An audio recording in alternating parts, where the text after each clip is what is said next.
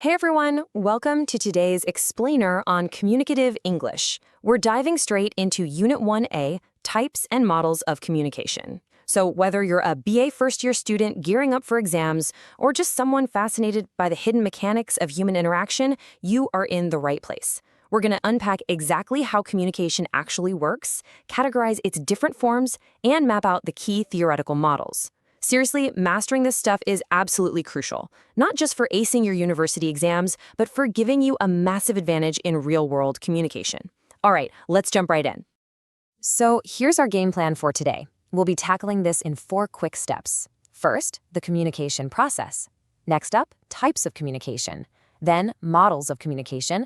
And we'll wrap up with some absolutely essential exam tips and a quick summary. Let's get to it. Starting things off with Section 1, the communication process. Because before we zoom out to the big picture, we really need to understand the micro-level DNA of how a single message is actually created and delivered. Okay, so let's ground ourselves with the baseline definition. Communication is defined as the process of exchanging information, ideas, feelings, or messages between 2 or more people. The absolute key word here is exchanging. It's not just about broadcasting your thoughts into an empty void. It's a fundamental sharing of meaning between people. And that idea right there, that's the foundation for everything we're about to explore. To really see how that exchange happens, we have to break down the complete communication cycle. It's got 7 core elements. Think of this like tracking a package, but it's a message, like, say, sending a text to a friend. It starts with the sender. That's you, kicking things off. Then comes encoding, which is just converting your raw thoughts into words or, emojis. Next is the message itself, the actual information you're conveying. Then we have the channel, which is the medium you're using, in this case, your smartphone. Then the message reaches the receiver, your friend. They do the decoding, reading the text and figuring out what it means. And finally, feedback. That's their reply. Feedback is what completes the whole cycle. Without it, the loop is totally broken. But wait, we actually need to add one more thing: noise. Noise is basically any barrier, like a bad Wi-Fi connection or just a really loud room, that distorts your message along the way. Moving right along to Section 2, Types of Communication. Now that we understand the basic engine of a message, we're going to start categorizing the different species of interaction based on 4 key criteria. Our first category is all about the channel we use. This breaks down into verbal and nonverbal communication. Verbal is, well, exactly what it sounds like. It uses words. This can be spoken out loud, which we call oral, or it can be written down. On the flip side, we've got nonverbal communication. And honestly, this one is fascinating because it shows just how much we say without literally ever opening our mouths. We're talking body language, facial expressions, eye contact, gestures, and yes, even the tone of your voice. Next up, we look at the organizational setting. Basically, are you in a strict corporate meeting, or are you just hanging out? Formal communication plays by official rules and hierarchical channels.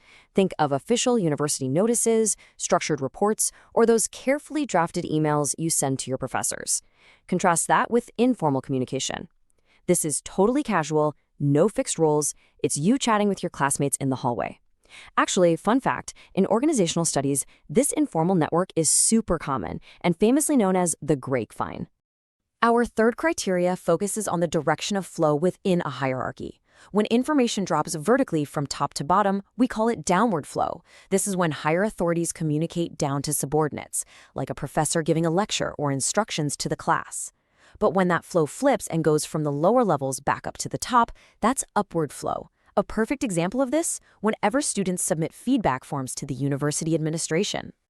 To quickly round out that directional flow, we also have horizontal or lateral communication. This is information flowing between peers who are on the exact same rank or level. Imagine the crazy, vigorous discussions you have with your own group members when you're trying to put together a class project. That's lateral communication in action. All right, our final classification looks at the number of participants involved. Let's scale this up from the bottom. At the smallest level, we have interpersonal communication. That's communicating within oneself, your internal monologue, overthinking, self-reflection. Add a second person, and bam, it becomes interpersonal communication, direct, one-on-one interaction. Finally, as we scale way up, we hit group and mass communication. This is when you're communicating with a massive public audience, almost always facilitated through some form of media.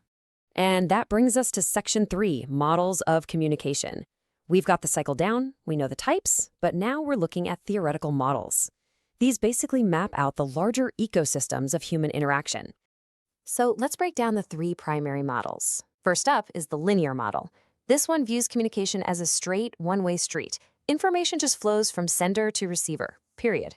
The most famous example is the Shannon and Weaver model from 1949, which a lot of people call the mother of all models. It was a game changer because it introduced the concept of noise. But its biggest flaw? It completely ignores feedback. So to fix that, we step up to the interactive model, which represents two-way communication. It treats the process like a tennis match. I speak, then you respond with feedback. The famous Osgood-Schramm model sits right here. Its key feature is showing that communication is heavily influenced by each person's unique field of experience. Finally, we reach the transactional model, which is all about continuous communication. This depicts both parties acting as sender and receiver at the exact same time. Barlin's transactional model is the classic example here. It perfectly captures face-to-face conversations. I mean, think about it. Even as you're talking, you are instantly reading the other person's facial expressions and body language as ongoing feedback. Okay, take a deep breath. We just covered the heavy theory. Let's move to our fourth and final section, exam tips and summary. If you're a BA first-year student watching this, pay close attention, because this is engineered specifically to help you crush your upcoming test. Consider this your ultimate survival guide for Unit 1A. To lock in those top marks, make sure you can clearly define all 7 elements of the communication cycle. You've got to be able to effortlessly explain the differences between formal and informal communication, as well as upward versus downward flow.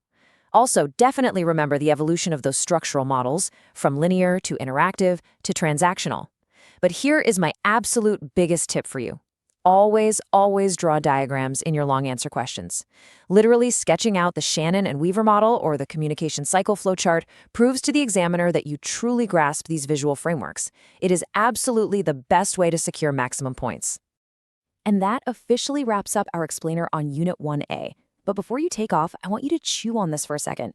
Which communication model, linear, interactive, or transactional, do you think you use the most in your own daily life? And more importantly, is noise getting in the way of the messages you're trying to send? Really reflect on that as you prep for your exams. If you found this explainer helpful in breaking down these concepts, definitely share it with your classmates and make sure to join us for the next one, where we'll be tackling Unit 1B, verbal and nonverbal communication, in much greater detail. Thank you so much for learning with me today. Stay focused and happy studying.